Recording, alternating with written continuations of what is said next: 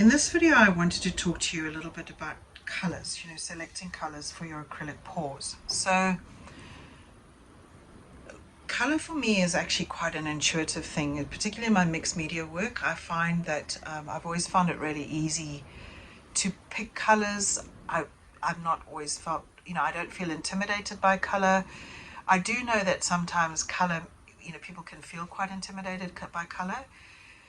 It never really was something that was an issue for me. But that said, I then found when I started doing acrylic pouring, it was completely different. I found that colors that I would naturally put together in a mixed media composition just looked awful in a pour. So like a red and a green, when you put those together in a mixed media composition, particularly if you allow the one color to dry and then you come over with another color, they really punch, because they basically complementary colors. They're like best friends and they really pop on the canvas.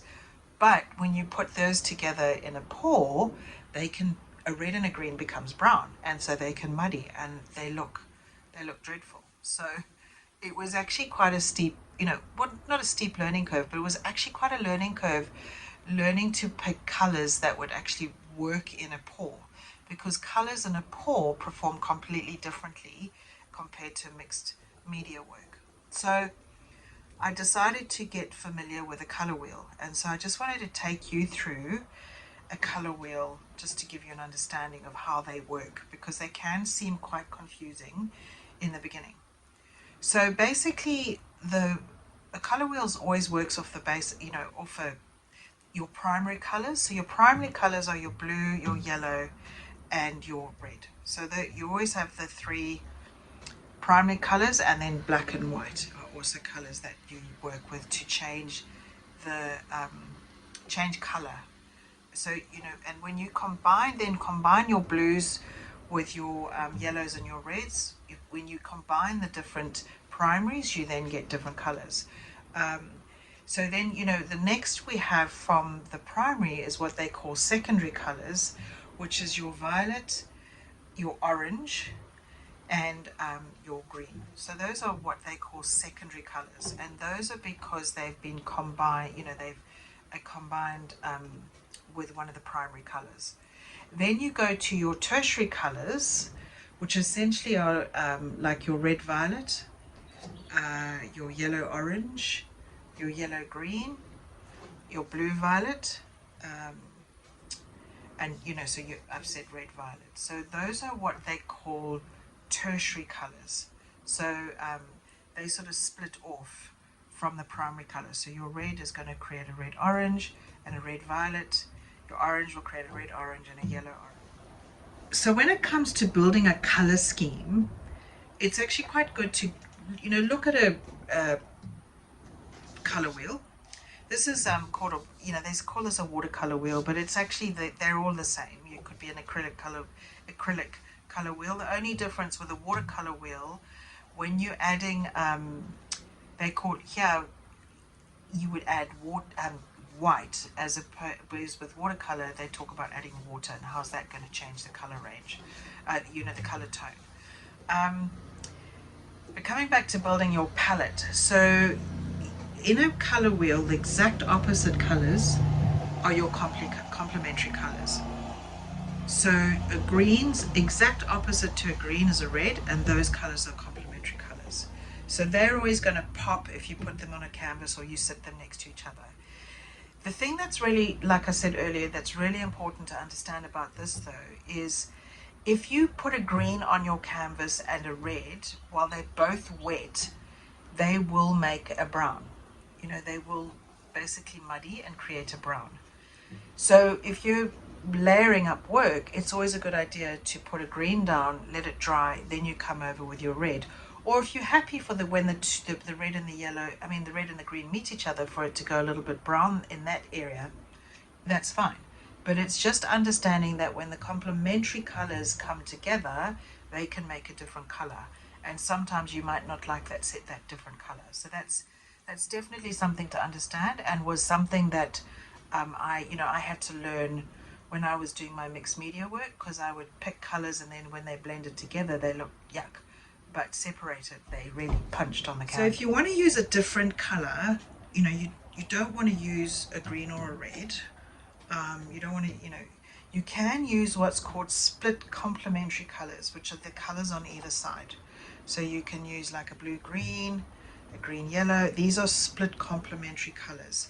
So you can see that those split complementary colors will still work together. You know, red, orange, blue, green, they will still work together. So, you know, if you're going, oh, I don't, red and a green might be a bit too much, you can look at using split complementary, which means you're just basically adding a little bit of, you add a little bit of yellow to your green, you're going to get your split complementary color, which is that yellow green. The same if you add a little bit of, I think it's red on that one, yep. So this is their split complementary. So you're taking your red and you're adding it to your blue, to your violet, and then you're going to end up with that sort of red violet color. So actually, sorry, if you take your red and you add it to your blue, you're going to start getting the violet and the red violet. So that's how you start working with your split complementary colors. It's just, like I say, you can see, you start moving your wheel around and see what it's going to do for you. The other thing, if you want to work with, you know, you don't want to work with two colors, you know, your split complementary colors, you want to work with three, and you want to know which ones will complement each other, you basically just take a direct triangle off the color wheel. So so that's what they call a triactic color scheme.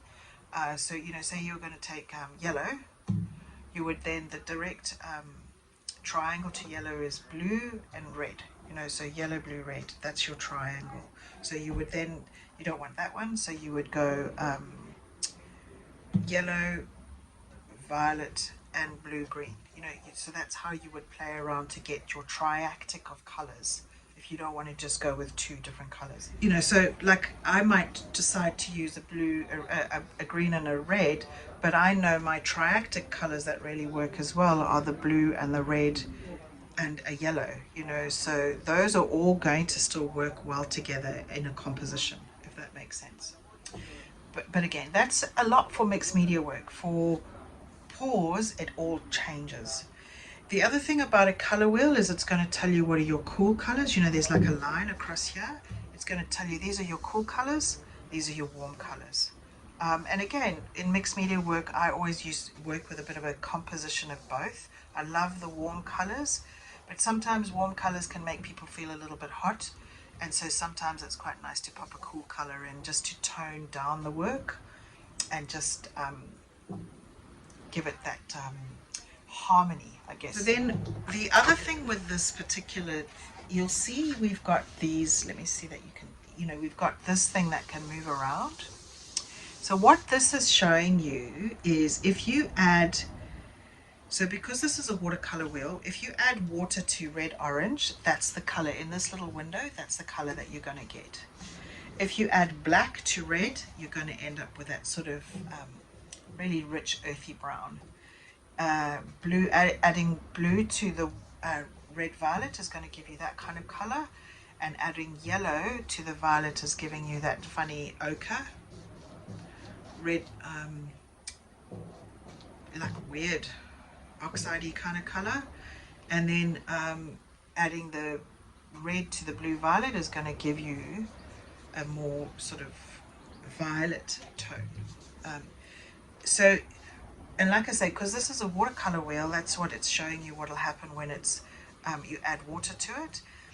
But with an acrylic color wheel, you know, acrylic, when you're using acrylic colors, when you add white to the red orange, you're going to end up getting a color like that.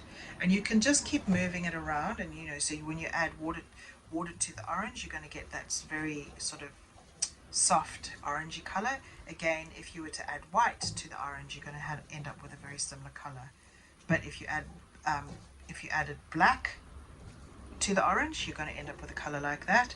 If you add blue to the orange, you're going to get an even darker brown. And if you add yellow to the orange, you're going to get a sort of blended yellow and orange. And then again, if you add red to the orange, you're going to get that sort of red-orange. So that's sort of just showing you what's going to happen. So, you know, if you basically decided to pick in a pour, if you were working, you know, with orange and you added black, because the pours, when you're in a pour, you're layering up your colors. So if you pick an orange and a black and you put them together, they are very likely going to blend and create that color as well on your pour. And if you put an orange and a blue in, it's very likely then you're going to get, when those two combine together, layered up in the cup, you're going to get that color. But then if also look at what black does with blue, it gives you this sort of dark, quite dark, midnighty kind of color. So those are going to be colors that, whilst when you look at them, you know, orange and blue and black actually look quite nice as primary colors, or, you know, yeah, primary, well, black isn't so much of a primary color, but they look quite nice as color combinations if you were to put them into mixed media work. But when you're layering them into your cups, that you can see how quickly blended together they can actually start to muddy and look not nearly as attractive. So that gives you a real understanding of how those colors are going to perform when you put them into a pour. And then finally, on the back of this, so this basically shows you the tint, the tone, and the shade. So this is the tint, the tone, and the shade. So this tint, again, because it's a watercolor wheel, it's what's going to happen if you put water into the red, yellow, orange. That's the tint that you're going to end up with. This is the tone that you'll end up with if you put gray into the color. And this is the shade that you'll end up with if you put black into the color. Again, this was an acrylic paint color wheel, you know, acrylic color wheel, this would be if you put white into the yellow orange, you're going to end up with this tint. Gray will give you the tone and black will give you the shade. So that's how, you know, and you can just move this around and it shows you how the different colors are going to sort of perform, you know. So if you put a yellow in, and then you combine a yellow with a gray in your pour, you know you're going to end up with something similar to that.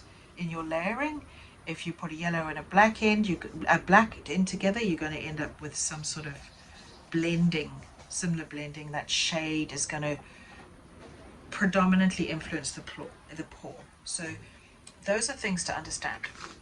So I hope that helps you understanding your color wheel a little bit better. They are definitely worth getting to know because, like I said, it never really mattered to me when I was doing mixed media work, but I have definitely found that this makes a big difference when you with the